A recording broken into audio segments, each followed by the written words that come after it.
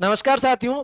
राजस्थान पंचायती राज चुनाव के अंतर्गत आरक्षण किस तरीके से तय होगा, कौन सी सीट कौन सी कैटेगरी की और कौन से जेंडर की आएगी, इस संबंध में जो अपडेट है वो जानेंगे इस वीडियो के अंदर। साथ ही आप सभी को पता होगा कि अप्रैल महीने के अंतर्गत चुनाव प्रस्तावित थे 15 अप्रैल से पहले, तो मार्च महीने के अंतर्गत फरवरी और मार्च के अंदर वोटर लिस्ट अपडेट हुई थी, परिसीमन का काम हुआ था, फाइनल वोटर लिस्ट भी आ गई थी, नाम जुड़वाने हटाने संशोधन की प्रक्रिया भी संपन्न हो गई थी। अब ऐसी स्थिति में अप्रैल के बाद, मतलब मार्च के बाद अप्रैल मई जून निकल चुका है, जुलाई चल रहा है और सितंबर के अंदर चुनाव है, अगस्त के अंदर चुनाव है।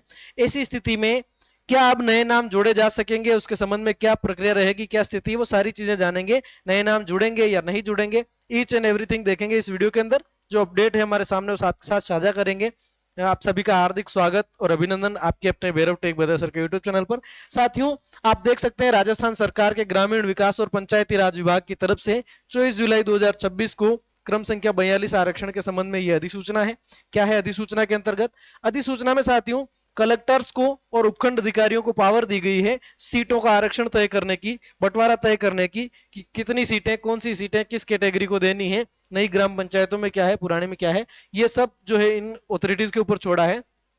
कहा गया है आपका जो अपडेट है राजस्थान पंचायती राज अधिनियम 1994 है, उसके अकॉर्डिंग है ना, उसकी धारा 13 की धारा 98 द्वारा प्रदत्त शक्तियों का प्रयोग करते हुए पंचायती राज संस्थाओं के आम चुनाव 2026 के लिए राज्य सरकार जो है समस्त जिला कलेक्टर्स को अपने क्षेत्राधिकार में आने वाली पंचायती राज पंचायत समितियों यानी कलेक्टर्स को क्या पावर दिया, एक तो पंचायत समिति, दूसरा जिला परिषद, इन सबके वार्ड एकल निर्वाचन क्षेत्र है ना के आरक्षण तथा प्रधानों के आरक्षण का निर्धारण कर श्रेणीवार आवंटन करने के लिए, तथा जो उपखंड अधिकारी है कलेक्टर को दिया है साहब पंचायत समिति और जिला परिषद, और उसके बाद जो उपखंड अधिकारी हैं यानी आपके जो एसडीओ होते हैं, सब डिविजनल मजिस्ट्रेट होते हैं, उनको क्षेत्राधिकार में आने वाली पंचायतों के वार्डों यानी कि जो ग्राम पंचायतें हैं नवीन और पुरानी के आरक्षण तथा सरपंचों के आरक्षण का निर्धारण कर, यानी कि सरपंचों का आरक्षण जो है वो कौन तय करेगा, वो करेंगे आपके उपखंड अधिकारी, और पंचायत समिति जिला परिषद के सदस्यों का आरक्षण कौन तय करेगा, आपके जिला कलेक्टर महोदय। किसके तहत करेंगे साथियों ये? तो ये राजस्थान पंचायती राज अधिनियम 1994 की धारा निर्धारण कर धारा 15 और 16, कौन सी धारा साथियों? 15 और 16, तथा पंचायती राज नियम 1994 की नियम 5, 6, 7, 8, 9 की शक्तियां संबंधित जिला कलेक्टर उपखंड अधिकारी को दी जाती है। ठीक है साहब, जोगाराम जी शासन सचिव के द्वारा दिया गया है। अब इसके अंदर अपन देख लेते हैं धारा 15, 16 क्या होती है और उसके अंदर खास कर नियम 5, 6, 7, 8, 9 क्या होते हैं। ठीक है साहब, तो धारा 15 क्या कहती है? पंचायत, पंचायत समिति और जिला परिषद में प्रत्यक्ष चुनाव से भरी जाने वाली सीटों में एससी, एसटी, ओबीसी तथा महिलाओं के लिए आरक्षण होगा। ये बात कौन कहती है? धारा 15, 1994 के नियम मतलब 1994 अधिनियम की धारा 15 ये बात कहती है कि पंचायत, पंचायत समिति और जिला परिषद में प्रत्यक्ष चुनावों से भरी जाने वाली सीटों में एससी, एसटी, ओबीसी तथा महिलाओं के लिए रिजर्वेशन होगा। एससी और एसटी के लिए आरक्षण उनकी जनसंख्या के अनुपात में होगा। संबंधित स्टेट में, संबंधित ग्राम पंचायत में, मतलब पुरानी जो ग्राम पंचायत चली आ रही वो तो रोटेशन पे चलेगी, पर जो नई वाली है उनमें देखा जाएगा कि किस कैटेगरी की कितनी जनसंख्या, इस बेस पे। ओबीसी के लिए भी अधिनियम के अनुसार आरक्षण का प्रावधान है। वर्तमान प्रावधानों में राजस्थान के अंदर लगभग 21% का मामला है। आरक्षित सीटों का रोटेशन के आधार पर जो है आरक्षित सीटें तय की जाएगी। एससी, एसटी, ओबीसी के आरक्षित वर्गों में कम से कम आधी सीटें महिलाओं के लिए आरक्षित होगी। अब एससी के लिए मान के चलिए 100 सीट आरक्षित होती है तो उनमें से 50 सीटें महिलाओं के लिए। एसटी के मामले में भी यही, ओबीसी के मामले में भी यही। प्रत्येक स्तर की कुल निर्वाचित सीटों में, प्रत्येक स्तर का मतलब ये आपके सरपंच हो गए, पंचायत समिति सदस्य हो गए, जिला परिषद के सदस्य हो गए, इन सब की कम से कम 50% सीटें महिलाओं के लिए रहेगी, ये धारा 15 कहती है। धारा 16 क्या कहती है साहब? सरपंच, प्रधान और जिला प्रमुख, ये जो अध्यक्षीय पद हैं उनके आरक्षण की बात करती है, सदस्यों की बात करती है धारा 15, और अध्यक्षीय पदों के लिए है धारा 16। ये कहती है एससी, एसटी, ओबीसी तथा महिलाओं के लिए आरक्षित किए जाएंगे सरपंच, प्रधान और जिला प्रमुख के पद। ठीक है, एससी और एसटी के आरक्षण की जनसंख्या के अनुपात में उनका जो है सीटें दी जाएगी। ओबीसी के लिए भी अधिकतम अधिनियम के अनुसार आरक्षण का प्रावधान है, कम से कम 50% अध्यक्ष महिलाओं से होंगे। ठीक है, और इसमें भी रोटेशन चलाया जाएगा। अब बात आती है 5, 6, 7, 8, 9, ये किस संबंध में है? तो इसका जो नियम 5 है वो कहता है साथियों, पंचायत के निर्वाचन क्षेत्रों और वार्डों का निर्धारण तथा उनका प्रकाशन करने की प्रक्रिया का प्रावधान करता है। वार्ड निर्धारण करना, तो ये काम हम पहले ही कर चुके हैं और इसमें भी अगर कोई फेरबदल है तो किया जा सकता है, इसके लिए अधिकृत कर दिया है राजस्थान सरकार ने। ठीक है साहब।